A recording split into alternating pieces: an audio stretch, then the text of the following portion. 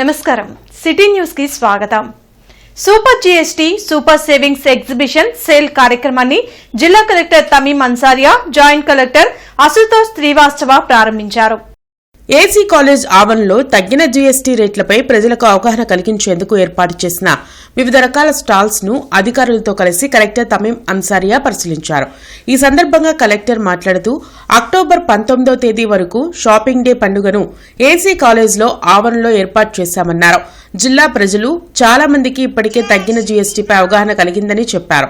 ఈ కార్యక్రమంలో GST joint commissioner Geetha Madhuri, commissioner Puli Srinivasulu, deputy mayor Sajjula, corporator Poturaju Samatha, Erragopu Nageswara Rao తదితరులు పాల్గొన్నారు.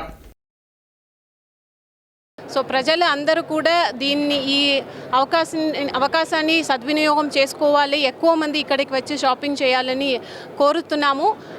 మన జిల్లాలో అయితే ఎక్కువ మందికి ఇప్పుడు ఒక అవేర్నెస్ అనేది వచ్చి ఉంది. సో దానిపైన ఒక ఐవీఆర్ఎస్ కూడా తీసుకోవడం జరిగింది.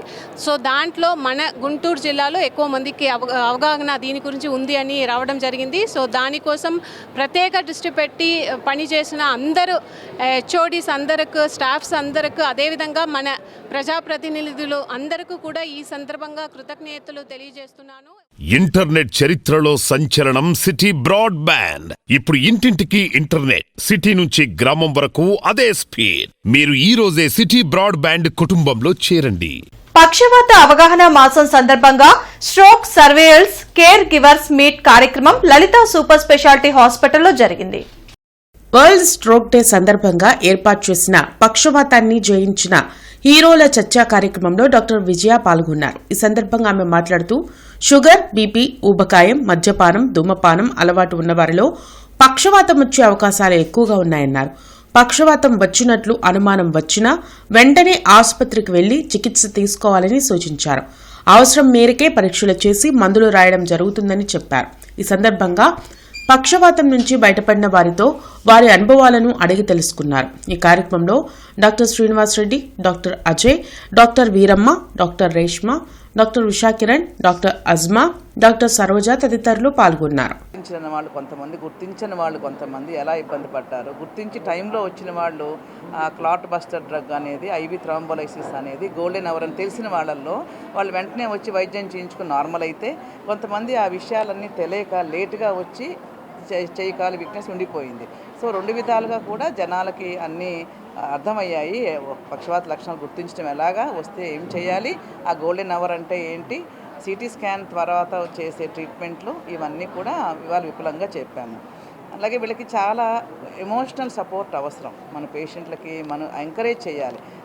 డాక్టర్సే కాకుండా వాళ్ళ ఫ్యామిలీ మెంబర్సు, ఫ్రెండ్స్, సమాజము అందరూ వాళ్ళకి స్ఫూర్తినిచ్చి, వాళ్ళకి సహకారం ఇచ్చి, వాళ్ళని ఎంకరేజ్ చేసినట్టయితే చాలా వరకు 90% మంది పక్షవాత పేషెంట్లు. గుంటూరు మిర్చి యార్డ్ను జిల్లా collector Tameem Ansariya, joint collector Ashutosh శ్రీవాస్తవతో కలిసి పర్యటించారు. మిర్చియార్డ్లో కార్యకలాపాలు పరిశీలించారు. రైతు నుండి ఎగుమతిదారు వరకు జరిగే ప్రక్రియను స్వయంగా తనిఖీ చేశారు. రైతుల శ్రేయస్సుకు సహకరించి కార్యకలాపాలు నిర్వహించాలని సూచించారు. బిడ్డింగ్ రూమ్ను పరిశీలించారు. మిర్చియార్డ్లో కార్యకలాపాలను మార్కెటింగ్ శాఖ సహాయ సంచాలకులు సత్యనారాయణ చౌదరి, యార్డ్ ఇన్ఛార్జి సుబ్రహ్మణ్యం, వ్యాపారులు వివరించారు. మిర్చియార్డ్లో రైతులు స్వయంగా విక్రయించడం జరుగుతుందని తెలిపారు.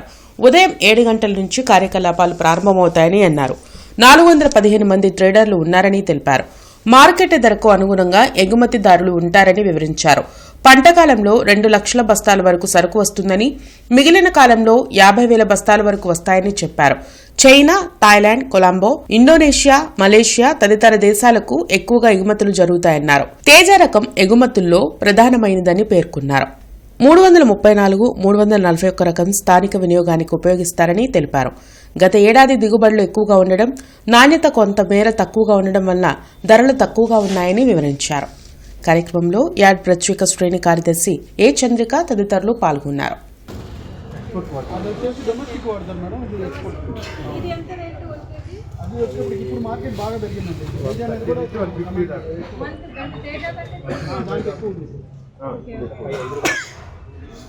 దీపావళి పండుగలకు ఎక్కువగా పెరుగుతాం.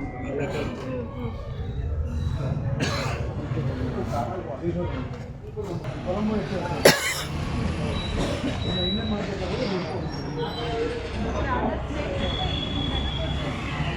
ఇప్పుడు అక్కడ ప్రాబ్లమ్స్ ఇప్పుడు ఏం లేదు. అక్కడ కొద్దిగా ట్రాన్స్పోర్ట్ గురించి కొద్ది సమస్యలు చెప్పారు. సో ఆల్రెడీ జేసీ ఆధ్వర్యంలో ఒక మీటింగ్స్ అందరు ట్రేడర్స్తో కూడా పిలిచి వారికి ముందుకు ఏదైతే ట్రాన్స్పోర్టేషన్స్ ఛార్జ్ పెట్టారో అదే ఫాలో చేయాలని చెప్పడం కూడా జరిగింది. ఇప్పుడు ఆ సమస్య ఇప్పుడు లేదు. సో అక్కడ ఎలా ప్రాసెస్ జరుగుతుంది, ఈనాంలో రిజిస్ట్రేషన్ చేస్తున్నారా లేదా దాని గురించి. శ్రీ వ్యాసాశ్రమ శతాబ్ది ఉత్సవాల ప్రత్యేక సమావేశం గుంటూరులోని బృందానా గార్డెన్స్ వెంకటేశ్వర స్వామి దేవాలయ ప్రాంగణంలో నిర్వహించారు. ఆశ్రమ పీఠాధిపతులు పరిపూర్ణానందగిరి స్వామి పాల్గొని అనుగ్రహ భాషణం చేశారు. 2026 ఫిబ్రవరి 20 నుంచి 26 వరకు ఆశ్రమ శతాబ్ది ఉత్సవాలను నిర్వహించనున్నట్లు తెలిపారు. భగవంతుడు సంతోషపడే కార్యక్రమాలను ప్రతి ఒక్కరూ చేయడం ద్వారా ముక్తిని పొందవచ్చని పరిపూర్ణానందగిరి స్వామి తెలిపారు. భగవద్గీతను చదవడం ద్వారా ప్రతి ఒక్కరి జీవితంలో మార్పును పొందవచ్చని చెప్పారు. కాబట్టి ఆ విధంగా పుణ్య మహోరాత్రం రాత్రి మగళ్ళు మంచి పనులు చేసుకొని మాట్లాడే దేవుళ్ళు దేవతలు అయిపోండి అంటున్నాడు 3వ అధ్యాయములో. 4వ అధ్యాయములో నహి జ్ఞానేన సదృశం పవిత్రమిహ విద్యతే, ఆత్మ జ్ఞానంతో సమానమైంది ఏది లేదు లేదు లేదని భగవంతుడు అంటున్నాడు అన్నమాట. నేతాజీ నగర్ జిల్లా పరిషత్ ఉన్నత పాఠశాలను జిల్లా collector Tameem Ansariya joint collector Ashutosh శ్రీవాస్తవతో కలిసి ఆకస్మికంగా తనిఖీ చేశారు. 1వ తరగతి విద్యార్థుల హాజరు పరిశీలించారు. మొత్తం విద్యార్థుల సంఖ్య, హాజరు కాని విద్యార్థుల వివరాలు యాప్లో తనిఖీ చేశారు. విద్యార్థుల అభ్యాసన సామర్థ్యాలను తనిఖీ చేశారు. తరగతి గదిలో ఉన్న బోధనోపకరణాలను గూర్చి అడగగా స్వయంగా తయారు చేసి విద్యార్థులు బోధనకు ఉపయోగించడం జరుగుతుందని వివరించగా సంతోషం వ్యక్తం చేశారు. పాఠశాల ఆవరణలో ఉన్న అంగన్వాడీ కేంద్రంను కూడా తనిఖీ చేశారు. విద్యార్థుల ఎత్తు, బరువులను పరిశీలించారు. విద్యార్థులకు గుణాత్మక, సామాజిక విద్యను అందించాలని జిల్లా కలెక్టర్ సూచించారు. చిన్నప్పటి నుంచి విలువలతో కూడిన విద్య అవసరమని చెప్పారు. సొంత పిల్లల్లా చూసుకుంటూ ఆదర్శప్రాయమైన భావి భారత పౌరులుగా తీర్చిదిద్దాలని అన్నారు. విద్యార్థుల చక్కటి ప్రవర్తన, ఉన్నత విద్య, వారి ఆరోగ్యం ప్రధాన బాధ్యతగా ఉపాధ్యాయులు తీసుకోవాలని ఆదేశించారు. విద్యార్థుల మధ్యాహ్న భోజన నాణ్యత, తాగునీటిలో ఎటువంటి అలసత్వం వద్దని స్పష్టం చేశారు. ప్రధానోపాధ్యాయులు అన్వర్ బాషా విద్యార్థుల హాజరు, యాప్లో నమోదు తదితర అంశాలను వివరించారు. కార్యక్రమంలో తహసీల్దార్ వెంకటేశ్వరరావు తదితరులు పాల్గొన్నారు.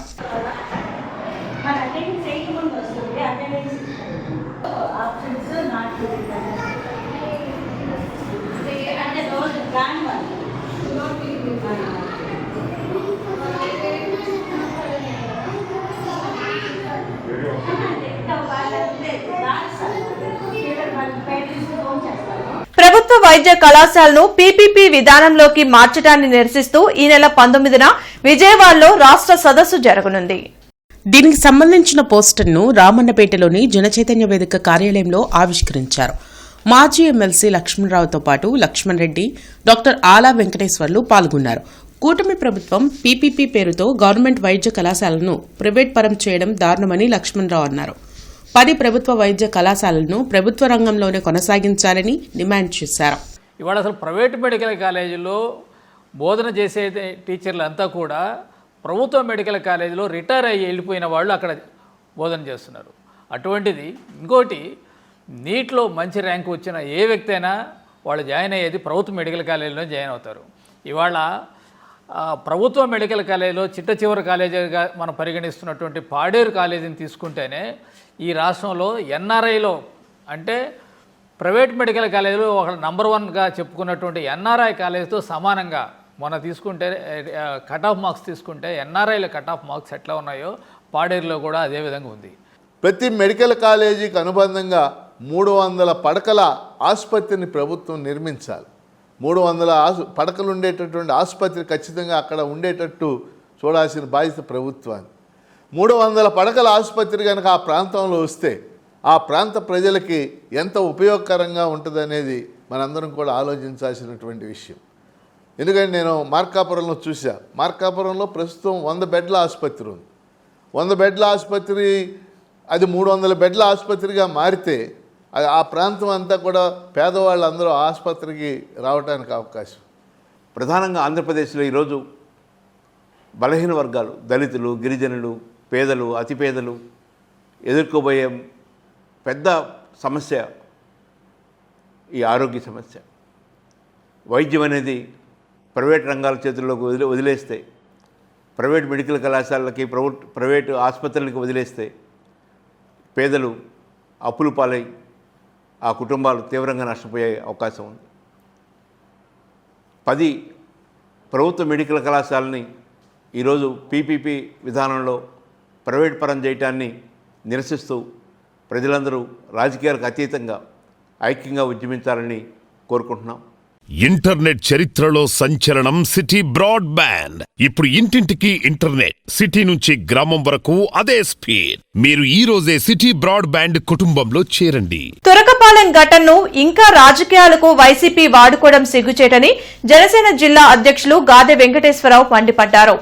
పార్టీ కార్యాలయంలో గాదె వెంకటేశ్వరరావు మీడియాతో మాట్లాడారు. ఘటనపై ప్రభుత్వం స్పందించి గ్రామంలోని ప్రతి ఒక్కరికి మెడికల్ ఫెసిలిటీ కల్పించడంతో పాటు మృతి చెందిన కుటుంబాలకు ఆర్థికంగా కూడా అండగా నిలిచిందని చెప్పారు. అసలు జిల్లాకు సంబంధం లేని నాయకులు తురకపాలెంకి పరామర్శ పేరుతో వచ్చి ఇష్టం వచ్చినట్లు మాట్లాడటం ఏంటని ప్రశ్నించారు.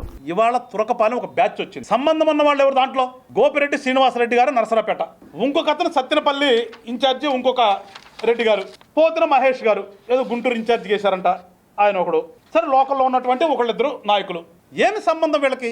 అసలు అక్కడ ఏం జరిగిందో తెలుసా వీళ్ళకి? మేము 2 రోజుల క్రితం వాళ్ళకి అకౌంట్లో డబ్బులు వేయించేసి మేము వాళ్ళకి వెళ్ళి మనోధైర్యం చెప్పి మేము వస్తే ఇవాళ పొద్దున్నే బయలుదేరి అక్కడ పోయి కూర్చుని మీరు ఏం చేయడానికి పోయారు అక్కడికి?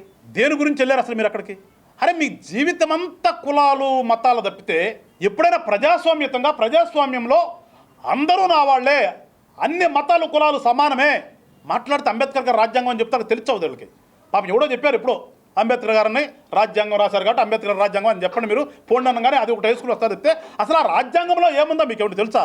ఏమీ లేకుండా రావటం, కులాలు మతాల మధ్య చిచ్చులు పెట్టే ప్రయత్నం చేయటం, లేదు ఏదో రకంగా సెలిమంటేసి మంట కాగుదాం అనే ఆలోచన, అనే భావన తప్పితే. ఈ వార్తలు ఇంతటితో సమాప్తం. నమస్కారం.